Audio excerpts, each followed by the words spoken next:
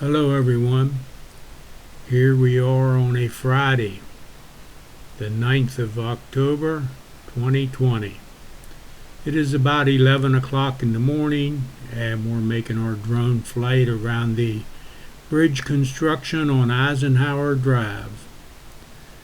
Looks like construction did start today.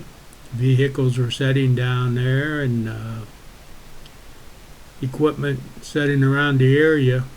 So the project has started.